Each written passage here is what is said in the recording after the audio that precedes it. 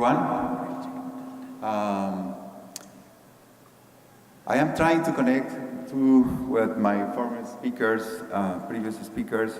What I'm going to bring today is an example of one area that UNICEF India Country Office is working, that is capacity development in the area of child survival and working with the health sector.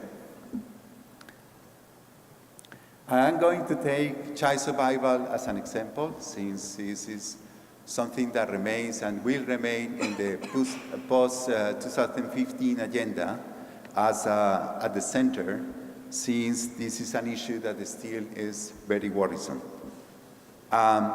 India has been managed to drop child mortality by 50%, 55% since 1990s. A big improvement has been made, but as you see here, there are big disparities between states and for instance, if you see on the top Kerala and Tamil Nadu, they already achieved the Millennium Development Goal 4, and then you have states like Assam with a mortality rate of 83.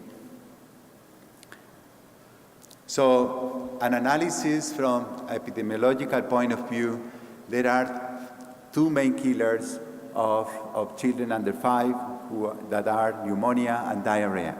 And those are preventable diseases. There are factors concerning undernutrition.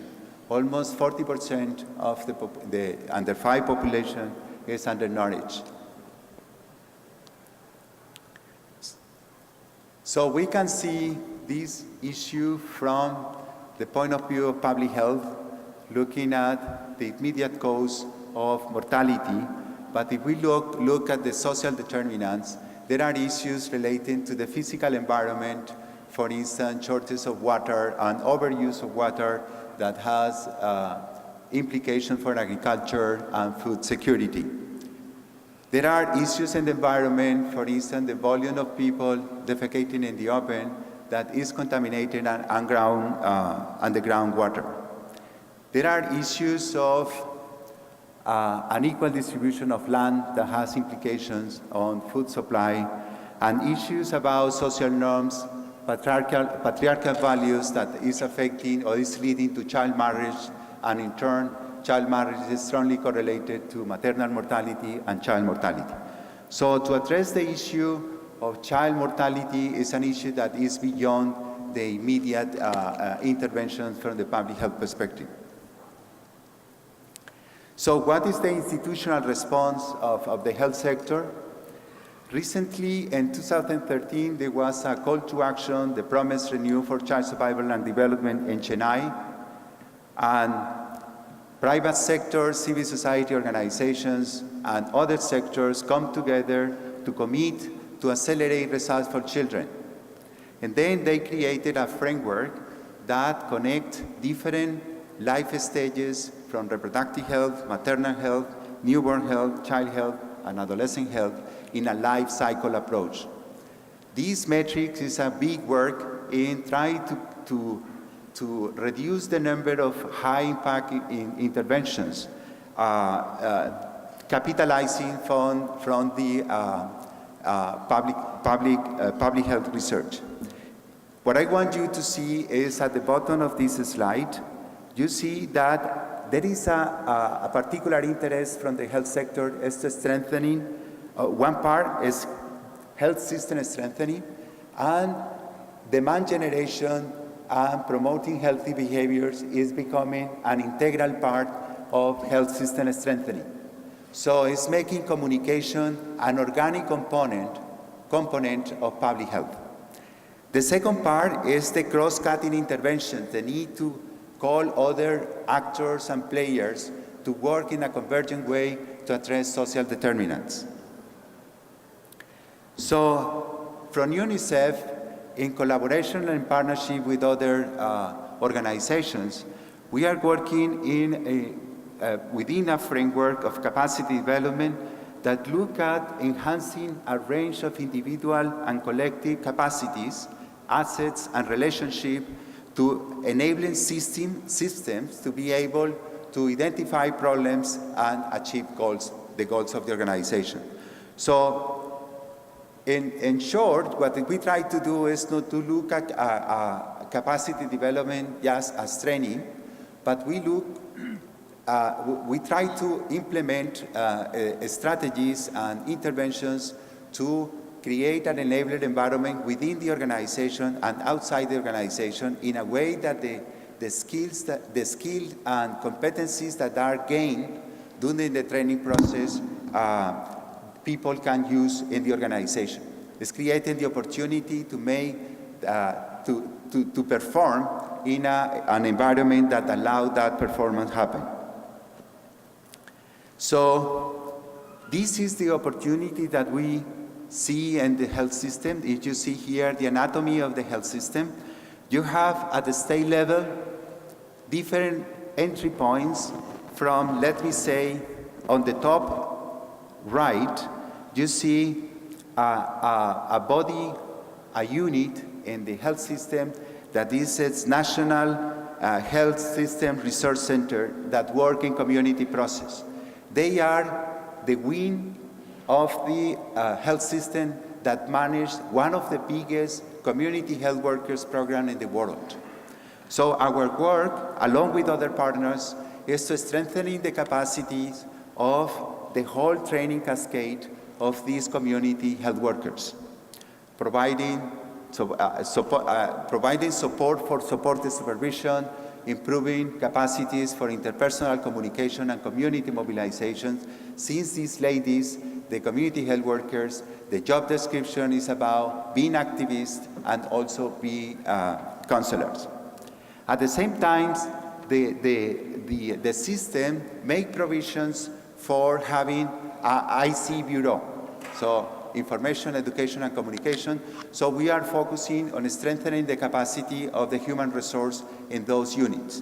But at the same time, we are supporting the setting up of PCC cells or a Center of Excellence for Communication.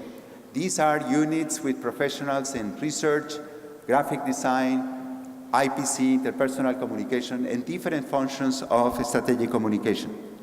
And also working with civil society organizations at different levels, so the whole system down from the state to the district, to the block, to the community. So currently we are trying to articulate different actors in a way we address those multiple determinants. We are working, initiating to work with the National Academy of Public Administration. The National Academy of Public Administration is a training and research institute for policy research and administration. These are the core administrative entity in the country, and we try to influence them through training modules within the curriculum. This C4D component is embedded in a governance course in this public National Academy of Administration. We also working in a similar manner, try to work with, as we are working with the health sector, trying to introduce the same approach in capacity development.